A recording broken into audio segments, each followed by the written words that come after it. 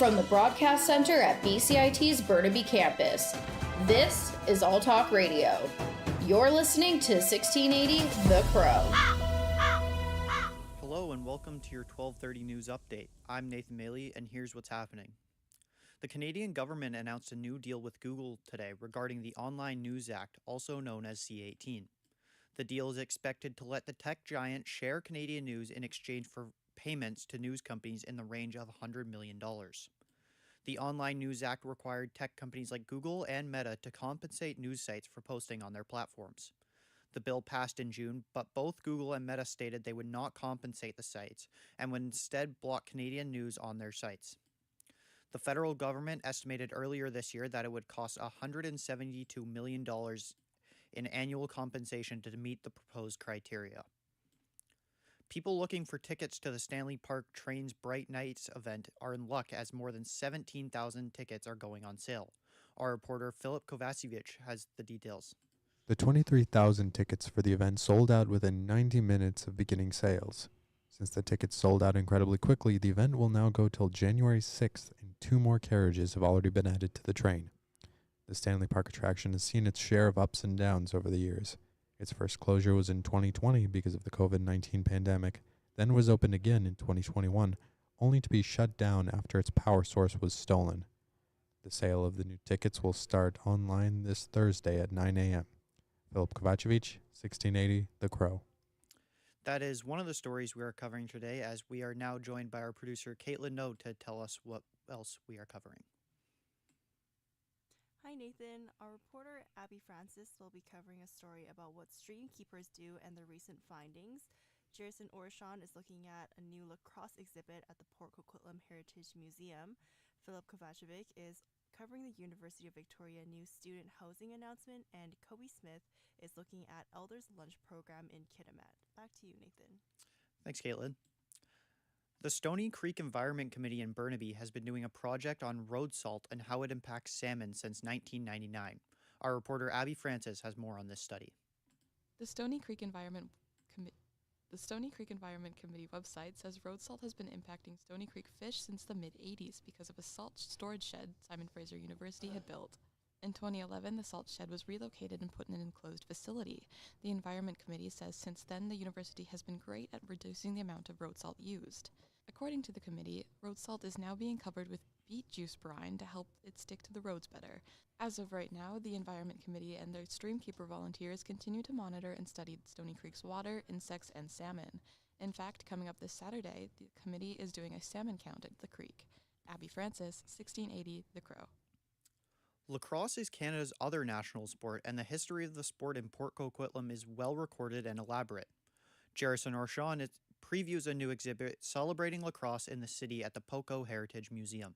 Poco LAX, A History of Lacrosse in Port Coquitlam, goes through the long history of one of the city's favorite sports. Like many sports, its history has its own milestones. Beginning with the rough and tumble field lacrosse games in the early days of the city in the 1910s, it also explores the city's first women's lacrosse team in the 1970s, and the all-star players of the sport today. There'll be artifacts of lacrosse memorabilia presented, including key equipment used during major events in the city's lacrosse history. The exhibit runs until August of next year at the Poco Heritage Museum. Jerison Orshon, 1680 The Crow. On to some celebrity news now. Hollywood actor Jonathan Majors is set to appear in court today facing assault allegations from his former girlfriend. Derek Dennis of ABC News has more. Wearing a dark gray suit and appearing to be carrying a Bible, Marvel actor Jonathan Majors' appearance in a New York City courtroom was striking. He was seen with his current girlfriend, actress Megan Good, to go on trial for misdemeanor assault and harassment charges involving his former girlfriend last March. Before jury selection, attorneys on both sides argued over sensitive evidence and whether the courtroom needed to be sealed off from visitors and the media to review it. Majors has pleaded not guilty to the charges. If convicted, he could spend up to a year in jail. Derek Dennis, ABC News. And that does it for your 12:30 news update. I'm Nathan Maley, and I will see you again at 2 for another update.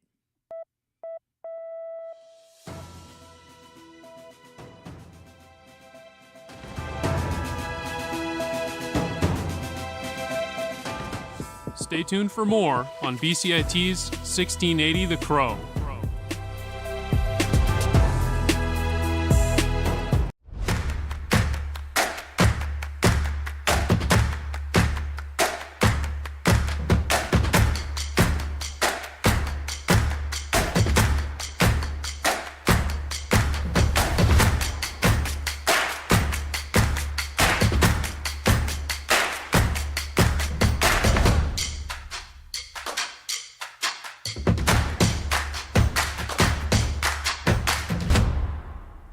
Everything is changing to digital. Everything is online. People aren't just waiting for the 6 o'clock news anymore. People want their news right now. They want to be able to go onto their smartphone, onto the internet, and see the news that they want to see. Vancouver is growing at, a really rapid rate, the Lower Mainland even, and with the tools that we're given here, we're able to cover all of that. Welcome to BCIT Magazine. I'm Radhika Sikakane. In the program, they really leave it up to you. I mean, the help is there when you need it, figuring out how to use the programs like Premiere, Audition, and figuring out how to use the cameras. But it's up to you to sort of experiment and figure out what you can do when you go out in the field. They brought candles and flowers to remember the student who lost her life yesterday. Theresa May says the international community condemns Moscow. They really make sure that you know the basics and you are able to put out a quality product. I'm Brady Trettenero. And I'm Radhika Sikakane. Thank you for tuning in to BCIT Magazine.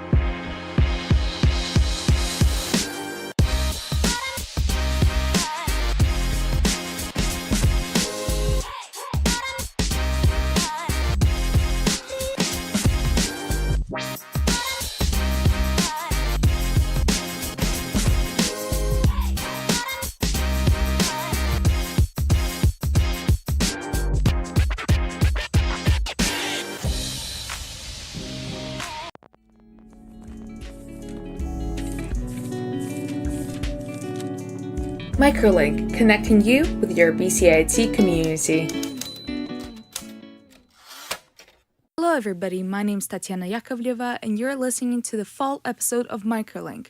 Microlink is a podcast brought to you by the BCIT Student Association. Personally, I think fall is an exciting time, and I'm actually excited to introduce a new voice to this podcast. But before we get too ahead of ourselves, I would like to acknowledge that the land on which BCIT's main campuses are located is the traditional and unceded territory of the Coast Salish peoples, specifically the shared traditional territories of the Tsleil-Waututh, Squamish, and Musqueam First Nations. Today, we're joined by Sean Park, one of my coworkers, and Nick Dechev, a professor at University of Victoria. But being a professor is not the only thing Nick is occupied with.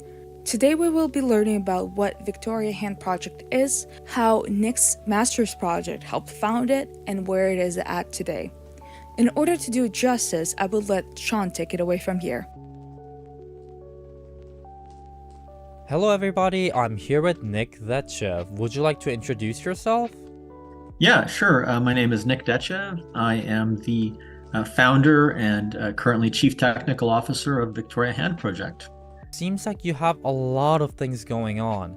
Let's start with your background in robotics. You teach at UVic, correct? Yes. Now, I'm not currently teaching robotics. I do teach engineering design, and I teach a variation of that, which is, mechanics of machines, so that sort of thing. So it's very much close to robotics, and I have extensive robotics experience from my PhD. But yeah. And speaking of, how has the robotics field changed and grown throughout your career in the field?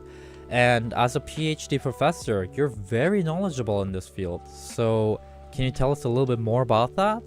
Yeah, sure. So just to clarify, the Victoria Hand, which we'll be talking about shortly, although it's based on mechanical principles, it's not technically robotic because the Victoria Hand doesn't use any electric components by design.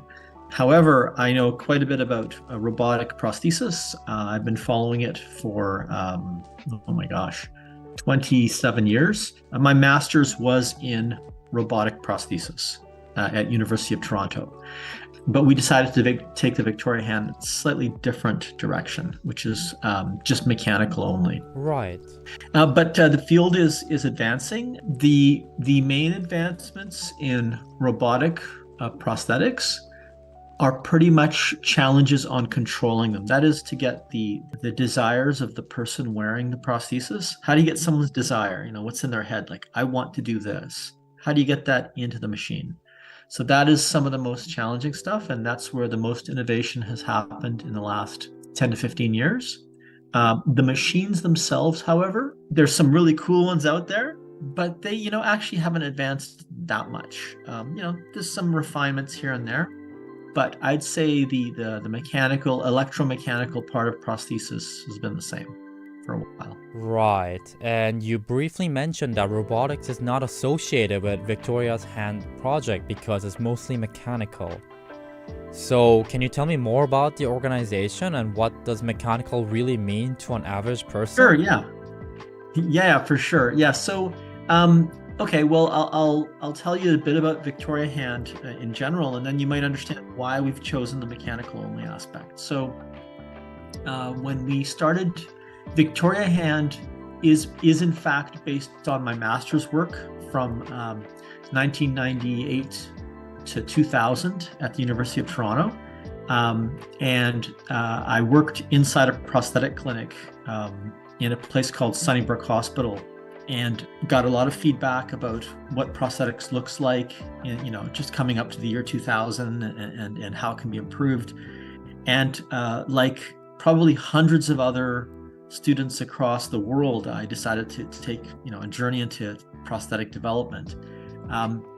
So I created this interesting mechanical hand, and it did finish my work. And then over the years, it after we published a paper on it, it generated a lot of interest on the mechanics of it, not the robotics, but the mechanics of it, how it worked. Roll forward 12 years later, it was about 2012, and like many projects done They sit in shelves for years. And sometimes other technologies have to catch up to make an old project work well. I think we can see that with computing these days with a lot of new technology. So some students found the hand. They said, "Hey, Dr. Dechev, we'd like to 3D print this." And I said, "Oh, 3D printing that'll never work. It's not strong enough." And they said, "No, it's really, really good." And I'm like, "I don't believe it." And so they said, "Can we try?" I said, "Of course you can try." So they 3D printed a very crude version of the 1999 hand. They brought it to me, and we were playing around with it, and I was actually shocked to see how strong it was. I couldn't believe it. And this was on a cheap $2,000 printer. And that's when kind of the beginnings of the Victoria hand were born. So we took an old design that was proven and published, and we converted it into a 3D printed design. And that took almost a year and a half, because you can't just print exactly the same way it's made. We got some grant money, and we started the Victoria hand in Guatemala in 2014 as a research project. And it wasn't even called the Victoria hand back then. We just called it the 3D printed prosthesis. It had no name. And here's the moment where it got interesting. So it's a very lengthy process to write an application to do testing with people. There's a lot of human ethics involved, and have to make sure that things work okay. And if anything goes wrong, what's your plan? So that's called, human research ethics. And we did that, and we ran the study with about 15 people in Guatemala. And at the end of the study, remember, this is our version 1.0 hand. At the end of the study, people were like, "Can we please keep this?" And we were shocked, because we didn't expect it to survive or to do well. Right. And we're like, "Oh, that's not in the plan." I mean, the plan is you try it, and then it's a prototype. Yeah, it was just a prototype, right? Replicated 15 times, for these different people. And so we said, okay, well, hold on, we're going to make some improvements from the feedback, and then we'll come back and we'll give you an updated version based on all the feedback, because things didn't go perfectly. Sometimes we had a broken finger here and there, and so forth. And so we ended up fitting these people again, and at that point, there was a lot of discussion in the room, like, "Hey, is this just research, or are we're fitting people and they're taking these home and they're using them? That's not research. It's foreign aid." So it's doing it. Yeah. So to make a long story short, we talked with the University of Victoria, and we said what we're doing, and we all agreed that it would be best to spin out this research project into a not-for-profit, which we did. And that was in 2015, and that's when Victoria Hand was born. That's when we had to name it something. And when we had to name the organization, we called it Victoria Hand Project, because we're engineers and we can't come up with anything more interesting. It's straightforward and does the job. That's right. So that's where Victoria Hand is from. And just to get back to your question on robotics, I think you can see through that story that because it's majority of it is 3D printed, it lends itself to be more mechanical than electronic. And when we were working in Guatemala, I, to this day, remember being in it was very kind for some of the amputees to invite us to their homes, because usually they come to the hospital, right? And they invited us, to go and visit them. And they didn't have running water, they didn't have electricity, they didn't have anything. They're just living in, one lady and her 2 kids were living in a kind of a brick building, earth floor, 3 walls and an outdoor stove. So, the idea of electricity, or, even charging batteries and she liked to wash clothes. And so the prosthesis is perfect because it's waterproof, because we made it with 3D printed material and metal. And so we realized that in developing countries, sometimes, the latest tech, the infrastructure isn't there, and it's not what people need. And so from there on, Victoria Hand continued to be mechanical only, and I'll tell you more about it later. Well, that's very interesting. And what other site work have you done besides Guatemala? Well, when we were working in Guatemala, one of my students And when I say students, these are typically third year or fourth year engineers and mechanical engineers and biomedical engineers. And they all came to volunteer their time. So they're some of the top students. They were really excited about the project. So two of them, Pranay and Pranav, were from Nepal, and they were working on the project for quite some time. And one day, Pranay came up to me and he said, "Listen, Dr. Dechev, I'm Nepalese." And I'm like, "Oh, I didn't know." I don't ask people their heritage because it doesn't matter to me. I mean, you're either good at what you do, and that's the bottom line, right? And so he said, "There's a great need in Nepal," and he said, "My father works at an orthopedic hospital in Nepal and in Kathmandu, and can we bring the Victoria Hand project there?" And I said, "Oh, I'm not sure." And we applied for some more grant money and we got it. And then we expanded to Nepal. And from Nepal, we also expanded into Cambodia. And then, people just through networking alone, about a year later, we got connected with Enable Community Foundation in the US, and they had heard about our hands and they had money. And together we expanded into Haiti. And then we went into Ecuador. And when I say expand, it wasn't like a one-shot thing. Like we actually would fundraise, we would get 3D printers, we would do a trip, we would train them, and we'd partner with professional prosthetists. So suddenly within a few years, we were in 5 countries, and word of mouth just kind of kept spreading. We got more grants. We got a Google grant in 2017, which really helped elevate the work into Egypt and into Uganda. And then we had an opportunity to expand into Kenya, which we did. I'm forgetting a country. I know I am. So we just kept growing. I mean, right now we have 9 countries that are very stable that we work in. We have each country has like at least 3 or 4 printers. They have trained staff. We have a constant flow of materials going to each country, and they fit people. Every amputee has very unique needs. It's not a matter of just having a missing limb. And just to be clear, Victoria Hand only does upper limb. There's when someone says the word amputee, it's well known that about 9 out of 10 amputees, that means people who have a limb loss, have a lower limb loss.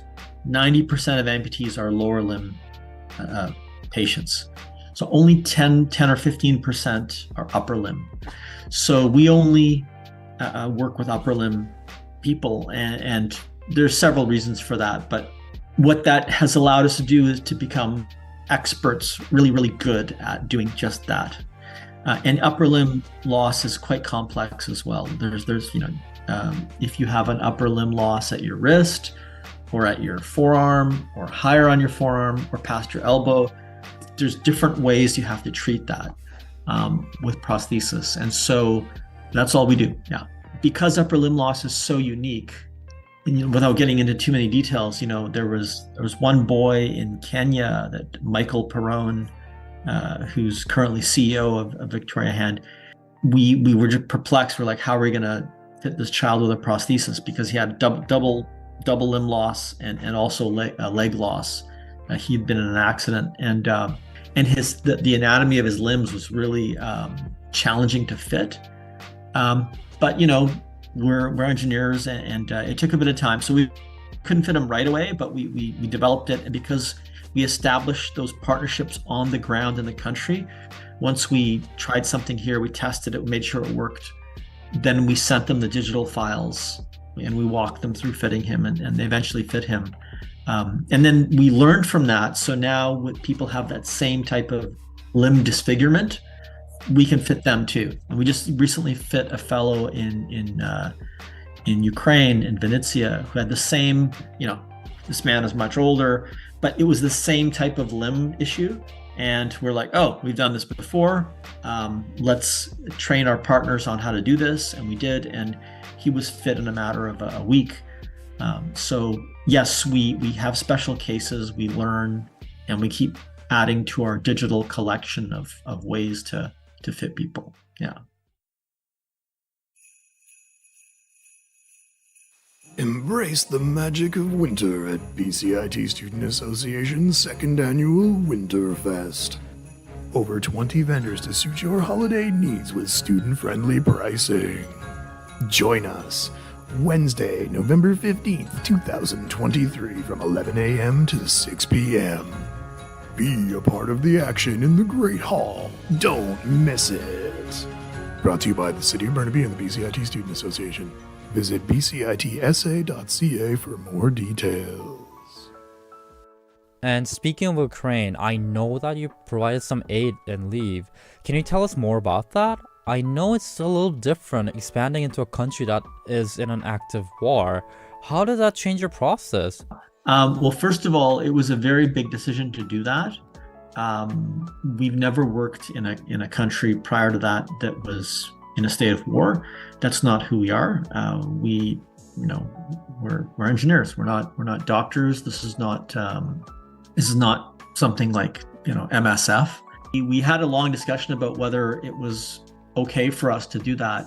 I think with Ukraine, we ultimately decided that because it is such a vast country, it is a huge country, that if we were on one side of it, far away from the active areas of conflict, the risk would be lower. Obviously, there's missiles and bombs dropping everywhere, but we saw the huge need, and we were asked a number of times by people. We never push our way into places. Like, we just get requests, and after several requests, we ended up networking and making a partnership. We only do our partnerships through networking, and we found two suitable partners. And I did a exploratory trip in February this past year to meet them. And I felt that they would be great partners. It was relatively safe. And then we went back in June, and we actually outfitted both clinics with a whole bunch of printers, and so it's working now. It's getting supplies in is very long and slow, very long. But that's what it is. So. Is there any country that you're foreseeing a future expansion, or is it just whatever that comes through networking and connections that you can establish along the way? It's all through networking. So people in the prosthetics community in Canada and the US, but especially the US as well, know who we are. We're friends with many of the top prosthetists. And, we were just down in the American Prosthetics Conference in Indianapolis in September, and we were there for about 5 days, and just met with some of the leaders and prosthesists. We're chatting, and people know what we do. We also did a presentation there, and I think networking is the best way, because it's all about human interaction and connections, and so I think that's a very organic process. I forgot to mention a country. We were actually in Pakistan. We established a clinic. They built a brand new hospital there in, I think it's Karachi. And Michael and Kim, two of our team members, went over there in May. I guess 2 months before we went to Ukraine, and they established a full system over there. So they have it's a full, usually we get a room or two different rooms, and it's full of equipment in terms of 3D printing, assembly, computers, everything to do the Victoria hand on site. So yeah, we're also in Pakistan. You're asking about future plans? Not really. Anywhere we expand, we have to fundraise because it's just, each country is so unique. We like to keep it the same, but each country is really unique with its own challenges. So, yeah. Right. And speaking of fundraising, is the project currently sustainable? Is there an established grant of revenue that comes in, or is this something that has to be a challenge every step of the way? No, there's no steady, I wish there was, but there's no steady income. What I will say is that there's a lot of interest. When we fundraised for Ukraine, we had a very specific campaign that we did on social media, and there was an incredible amount of support. So we met our goal, and we're very proud to say that all those funds went exactly where we said they would go, because that's what we do. I don't get a dollar out of Victoria Hand, not a single, never in my life, all these years, because I'm paid by the University of Victoria. In fact, every year I probably lose a few $1,000 because I don't bother to expense things. It's too much hassle. So I buy and I give, and I give my time, so yeah, no, it will continue to be usually on a project to project basis. That's how we fundraise. But because Victoria Hand goes and establishes in those countries, you're asking me about sustainability. It is sustainable. The doctors in Ukraine, or the prosthetists, or the doctors in Pakistan, they're funded by their hospital, right? They're employees of that's why we only partner with hospitals or clinics, because they're already there. They're already being paid. And so really, when you think about it, our model is all we're doing is supplying the designs, the ideas, and then to start them up, we supply the printers, but then the printers are there, they're working. And because there's 4 of them or 5 printers, they last, if one goes down, it doesn't matter. There's another 3 running, right? So, and they're very easy to service. Everything has been designed from 2014, 2015, from the beginning with sustainability. What happens if the power goes? What if this component breaks? What if this piece of the prosthesis breaks? Well, the person visits the clinic, which is only maybe an hour away, and they print a new piece and they put it in, and it's done. It works. It's about making the prosthesis on site in the country, because then it's easy for everyone. The amputees, it's low cost. 3D printing a little latch maybe on the wrist, it's like 10 cents. It's a completely different model. Is you build on site. It's kind of like IKEA, except except the parts come out of a printer, if that makes sense. That does, and I know that model specifically works for developing countries, or countries that have potential to not have as many resources, like what you've mentioned about lights going out. How does this issue of amputees not having prosthetics translate to Canada? Is this something that Canadians face as well, or is it like a different issue? Or is it the same issue, but is it presented in a different manner? It's different. So Canada is a very interesting system in terms of prosthetic and orthotic care. In Canada, for instance, the policies to help an amputee vary on a provincial basis. So if you are in Prince Edward Island, there is no prosthetic coverage, period. That's it. In British Columbia, you are allowed to receive 1 prosthesis to satisfy the minimum need, and that's a very important proviso. I'll talk about that in a second. Every 3 years. I'm giving you the simplified version. There's a bit more detail, like you can read the policies. It's actually every 3 to 5 years, and there's some, a bit of leeway. You actually make an application. So if you're an amputee in BC or Alberta or Ontario, you meet with a prosthetist, you talk, you fill out an application. It goes to something called PharmaCare here, and a review board reads it, and then they decide if they'll fit the person based on if it's been 3 years or so, and then what type of device they'll fit. And that's where the minimum need comes in. So you do not get the state of the art, $50,000 prosthesis here. That will not be funded in British Columbia. What you get is usually a hook, or you get a nice myoelectric arm, but it's the low grade. It's like a $12,000, $15,000 arm and they're quite nice, actually. I don't mean to demean it by saying it's low grade. In fact, I want to take that back. It's the minimum device that meets the need, but it's not as advanced as some of the stuff you see on Discovery Channel or anything like that. Not like that. Of course, and we're talking about devices that meet minimum needs for physical needs in order to have a person function in the best and in the most able way possible. But is there still some stigma and negative interpretation that is associated with prosthetics and amputees in general?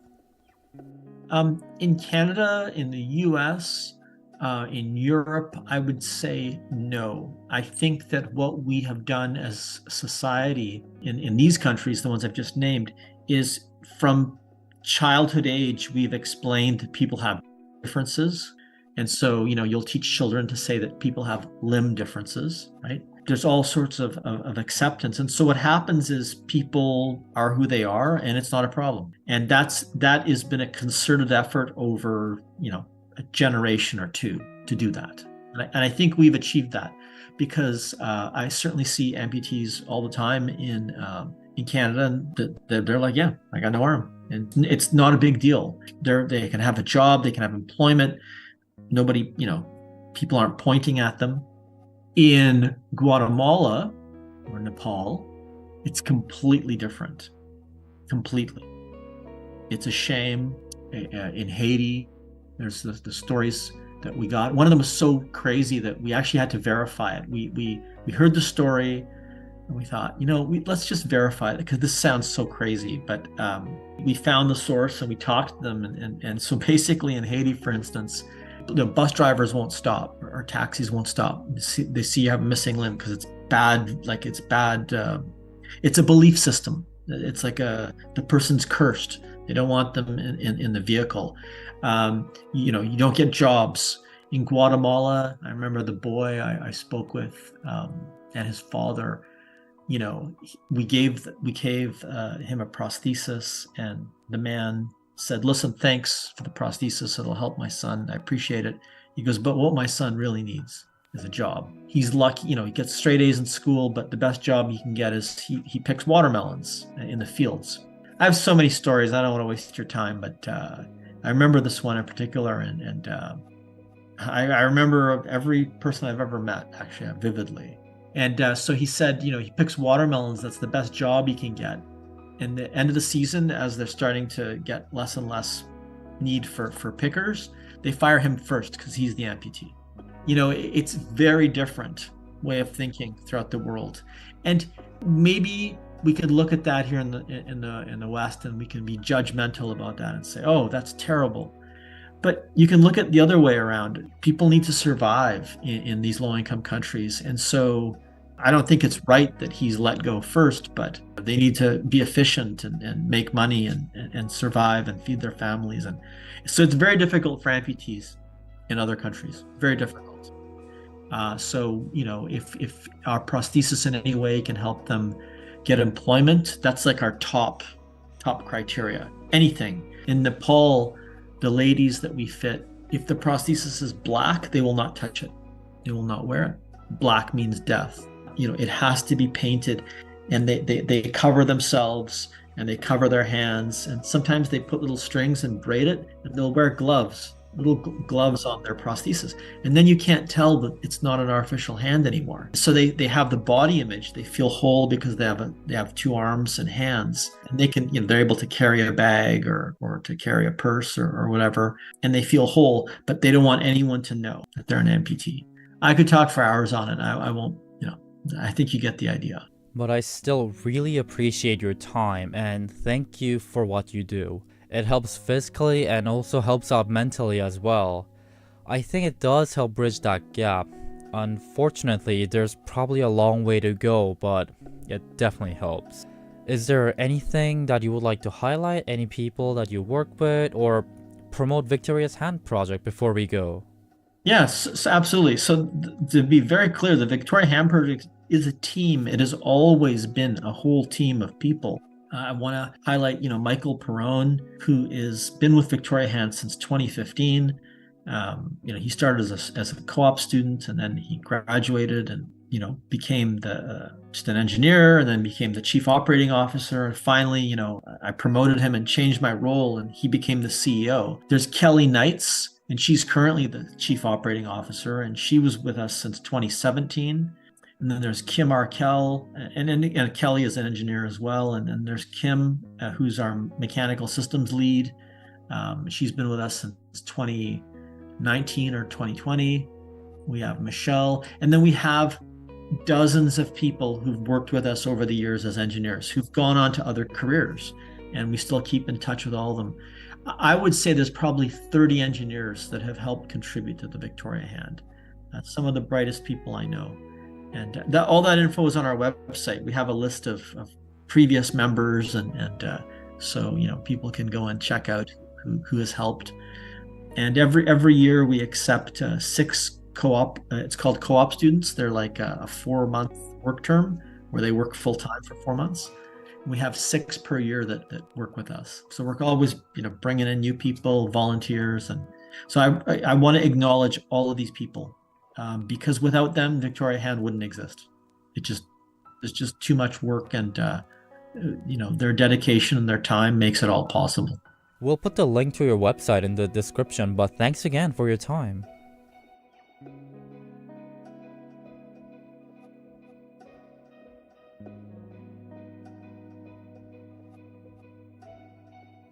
That was Sean Park interviewing Nick Detchev about the Victoria Hand project. Thank you so much for joining us today for Microlink.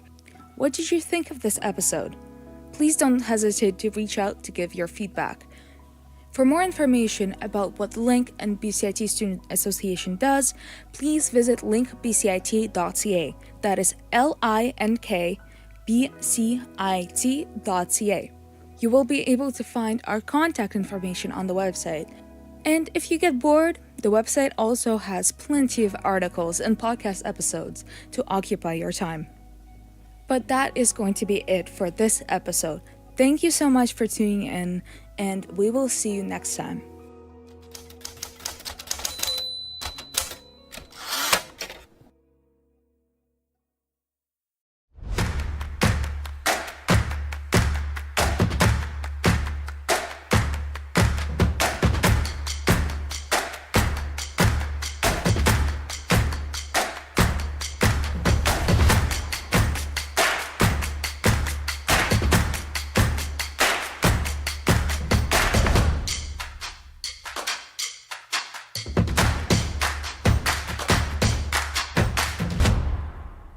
Everything is changing to digital. Everything is online.